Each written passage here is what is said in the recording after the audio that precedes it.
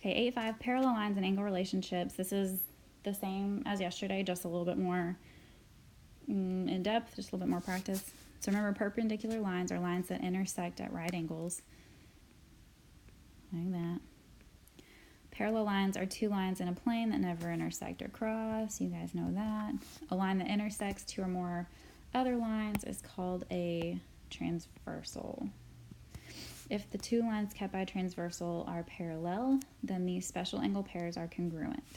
Alternate interior angles, alternate exterior, and corresponding angles. So classify angle 4 and angle 8. Angle 4 and angle 8 as alternate interior, alternate exterior, or corresponding. So first thing, look at alternate would mean they're on opposite sides. So that would mean they're on two different sides of that transversal, that yellow line. Are they on the opposite sides? No. So it's not going to be alternate interior. It's not going to be alternate exterior. It's got to be corresponding. They're on the same position, on the same side of the transversal.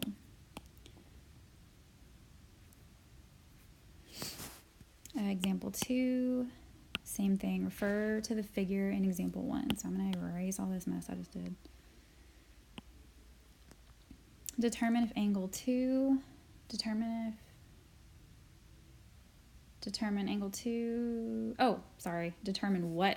is. I got it. If angle 8 is 58 degrees. Okay. So angle 8, it's an acute angle. Angle 2 is also an acute angle. So they're going to be the same. They're alternate exterior angles. So they're the same, 50 degrees.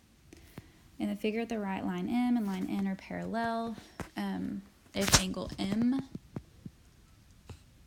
is 64 degrees, determine each given angle measure and justify the answer. Okay, so angle 3 is 64 degrees. So what is angle 8? So 3 is acute, 8 is acute. They're the same position on the same side of the transversal here.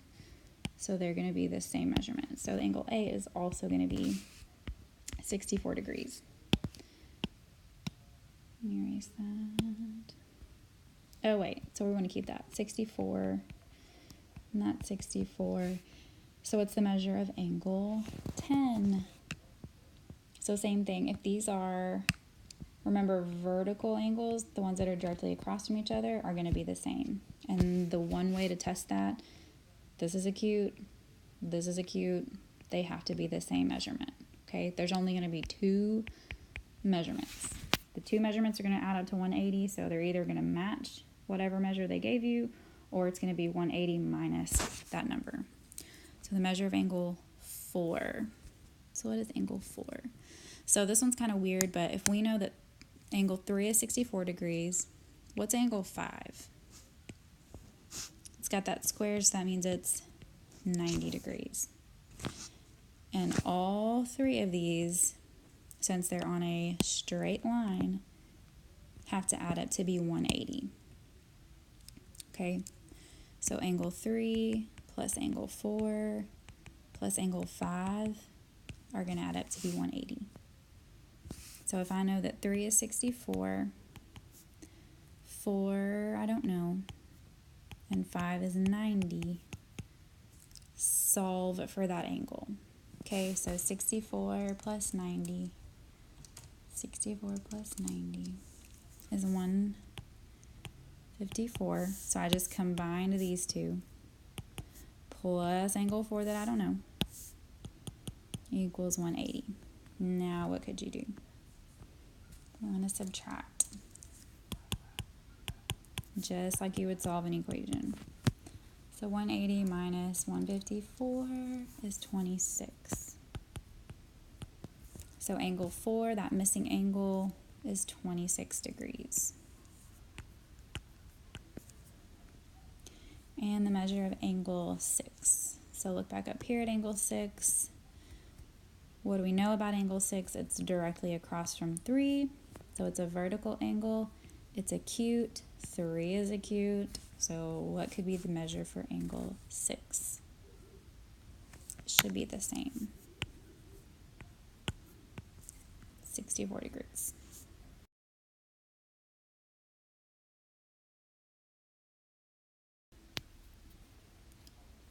On this day 2 homework, you don't have to explain your reasoning. And you've got 2 bonus.